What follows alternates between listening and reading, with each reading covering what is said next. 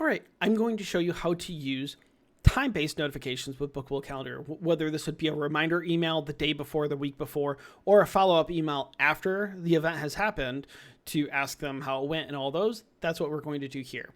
Now, this is a new feature as of 2.2.5. So if you've been using Bookable Calendar since before then, there are instructions on how to enable it because getting it does require some extra modules, and getting config between there is always sometimes a little bit tricky. Database update should have handled it, but if it did not, there are instructions on if you go to Bookable Calendar and you go to the roadmap, banner notifications, eventually that will go away, but I'll probably change it to say something. You'll see there is an explanation on how to do it. This also is in the README of the project. But if you already upgraded to 2.2.5 and it didn't work, it could be because you are missing the ECA module. And there is a drush command you can do to enable it once you have enabled the ECA module. So you have to go and download ECA, and it is a bunch of sub modules, and you need to enable at least ECA base, content, user, views, and you need to have a modeler. I use the BPMN one. And then once you run these commands and import this optional config, and it's optional because I'm not requiring you to have ECA, only if you want to have these type of notifications, you can use ECA and you can get it. And the cool thing is ECA is easy to use and should make it so you can modify these fairly straightforward. But by default, they will be disabled. So you'll have to go and enable them, not just the module, but the workflows as well. So if under configuration workflows ECA, you'll see that you have this booking notification day before. This is currently version 1.0, but it is not enabled. So even though this is here, it's not going to run. So we can go ahead and enable it. Now this is enabled. Now every time the cron runs, anyone who is booked, their booking is from now to a day ahead of now. It's going to send them a reminder email saying, hey, make sure you go ahead and show up. So I will go and go here and go system cron, and I'm going to go ahead and run the cron on the site. And hey, look at that reminder for conference room A. All these emails came out, and right now it's just the only thing is the subject says reminder, and then the information. That's the default. So, and that's what this does. So if you click edit, this is the workflow. So I'll explain what it does and I'll tell you how to use it. So it lists notifications, which is pulling a Drupal view that shows all booking contacts that have not been, that are in the day before display that have not already received the day before notification. I'll go to the view and show you that, but it's loading this Drupal view, and then it says trigger the notification. And then this notification does an if check and says, hey, if the day before value is not set, because we're negating it, then we go ahead and send this mail. Here's the subject if you want to change the subject. And this does use Drupal tokens. If you have the token module enabled, you will get like the little token, view your token. But it is booking contact calendar title. I know that's the name of the token. And then this is just the values. It prints out like a default of all the values on the booking contact. And then it goes ahead and marks that notification as sent by setting the value of day before. And that's it. And now we'll go to the Drupal view booking notifications. And there's this. And here's all the notifications. It pulls booking contacts, and it has a filter of greater than or equal to now and less than or equal to a day from now. So any booking contact between now and tomorrow.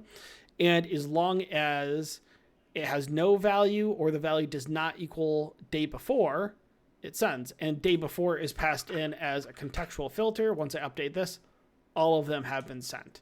So I will go ahead and book one more real quick.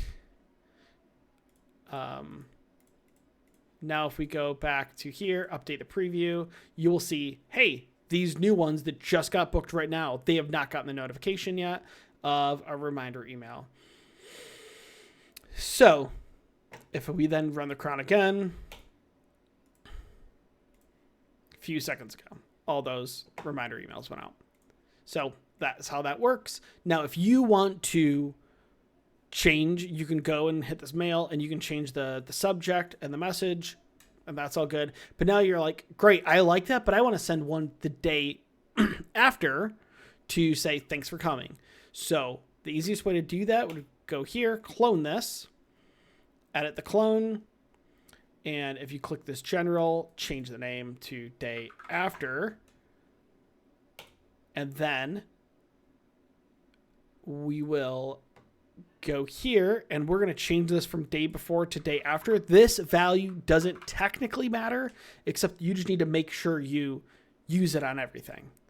Because now we're going to set the value of day after. So I'm naming this notification day after, and I'm setting this day after value as the notification has been sent. And so you need to go in here on this if check. You need to go here on the set the value, and you need to go to the view and both set the display to day after and the argument. The display doesn't necessarily have to be day after, but I'm going to set it as day after. But you do have to pass in the argument that matches the value, because we're passing in that argument to say, as long as they don't have this notification sent. Okay, but that's not going to work because this view does not exist. So now we go here and we are going to duplicate that page. And I'm going to say day before booking, change this to this one, day after booking, apply this display. And we do have to change this URL because it is technically a page. I guess it could have been a block or something. And we're going to change this to day after. Okay, so we did those things real quick. Now, the real thing that needs to happen is you need to change these date filters. So if we want to say the day after, it is greater than or equal to +1 day. So the start time, no, -1 day. The start time is more than a day old. So just this display and just this display, and it is less than or equal to now.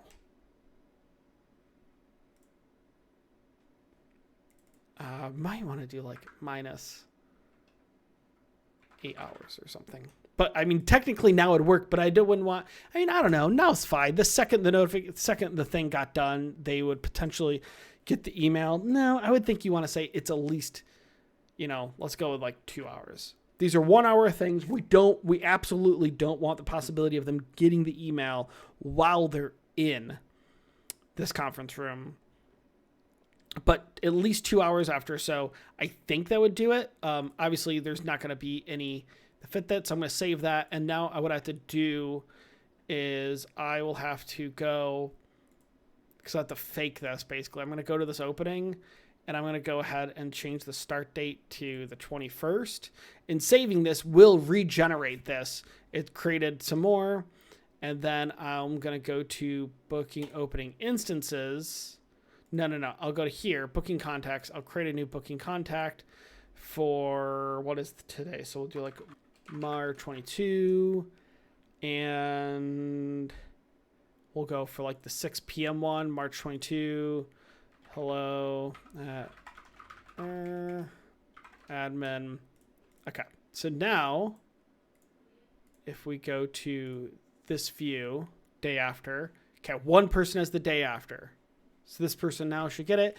Now if I go ahead and run the cron. Oh, it does that. I screwed up a little bit. It did send, because you'll see it sent twice. And now if I go back to here, they have, this person's received both the day after and the day before notification. But what we should have also done is change the mail to say, thanks for coming to, just to make it easier to tell. So I'm going to go back and create a new person also for yesterday. There. hello admin K, and now go ahead and run the cron again. Thanks for coming. There you go. So that is how you would take what we have done for ECA and make it your own. And now you have a day after and a day before notification, and you're good to go. And then you can go and make infinite amounts of things. All you have to do is edit the ECA model and edit the Drupal view to both do it. Like I showed, it is documented here. It is documented in the README, which there's a link to the README is in the Git repo, and there's a link to that right here on the page. It's all in here under notifications, talks about how to enable it, and there are examples on how you would set that all up. So hopefully that is easy to follow, and now you will be able to have reminder notifications for your website.